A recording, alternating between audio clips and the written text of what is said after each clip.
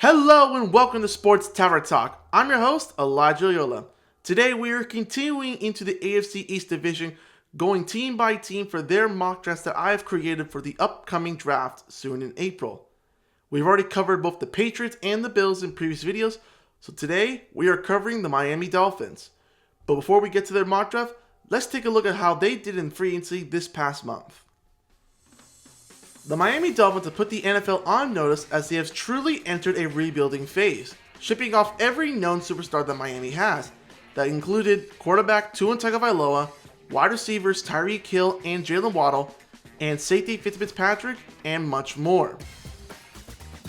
Miami is suffering a lot of dead money between all those superstars, so they're trying to make contracts as they go along with it while trying to stay under the cap. However, from the signings they made, they did get quarterback Malik Willis on a 3-year deal, as well as bring in wide receivers Tutu Atwell and Jalen Tolbert. As for the defense, they did bring in David Ojabo and Josh Uche to help out the pass rush at the edge rush position.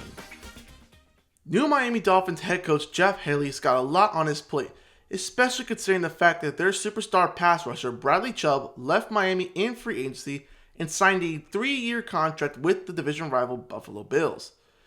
This Miami team has a lot of pieces that need to be filled up, so they'll be looking into the draft to retool up and see what they can do going on to the 2026 season. But now, let's go take a look at the mock draft I have set up for the Miami Dolphins in the upcoming draft. In the aftermath of trading Jalen Waddle to the Denver Broncos, the Dolphins were able to receive the 30th overall pick in the first round, including a 3rd and 4th round pick based on this year.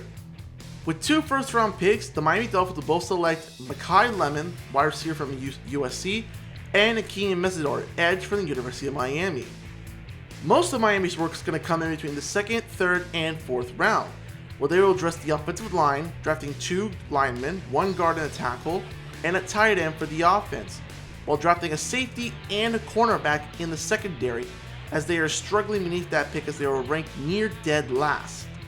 In the 4th round, they did trade up with the Buccaneers to select a defensive lineman to help beef up that line, and towards the end of the draft, they select a wide receiver and an outside linebacker for best picks available for them. With the extra addition in the 1st round and a couple other picks, Miami can make some smart choices in helping rebuild this team, especially from the 1st round, who I want to talk about in both Mai Lemon and Akeem Mesidor.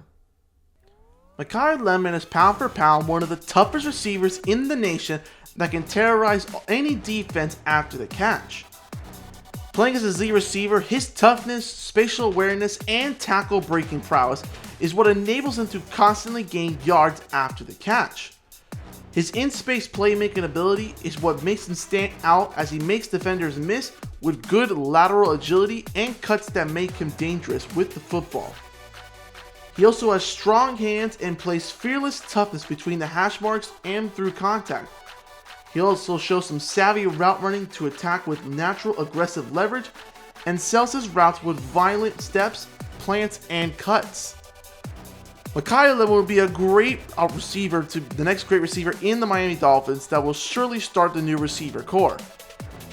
He can obviously be a great part that will make up the loss for both Tyreek Hill and Jalen Waddle who left, and lead a new future with Malik Willis, or suppose a new quarterback should they ever go for one in later years. Akeem Mesidor has carved out an impressive college career that established him as a versatile and relentless pass rusher with consistent production across all his seasons in college football. He elevated his game in Miami, where he followed alongside with Ruben Bain Jr. Standing at 6'3" and weighing 280 pounds, he combines agility, athleticism, and a relentless motor that made him a constant threat off the edge. He had a breakout performance earlier in the season where he recorded 1.5 sacks against Notre Dame.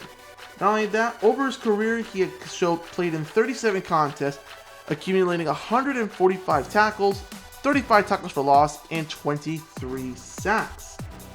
He also has an elite pass rush win rate that really made him stand out as one of the top edge rushers, if not the best one in this year's draft class. He also has the versatility to play multiple techniques along the defensive line from edge to interior rusher to give them flexibility in game planning. Two more names I want to point out here for the Miami drafted were Trayon Stokes and Will Lee III. Trayon Stokes is an elite athlete who had great recovery speed playing at the University of Arizona. He has an excellent size, standing at 6'2", close to 200 pounds, that can play both safety and a nickel cornerback position. He also shows great anticipation and makes great plays overall in coverage, while also delivering powerful jams to reroute receivers, and has great chase down ability on pursuit plays. As for Will Lee, he's a good corner that can contest with any receiver to make great plays as well.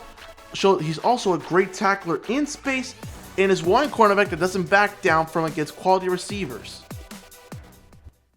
Based on how free agency went for the Dolphins and what the mock draft that I showed for them, this is just a small stepping stone of what might be a long rebuild into the offseason and into the next few seasons if Miami ever wants to go back to being a good team.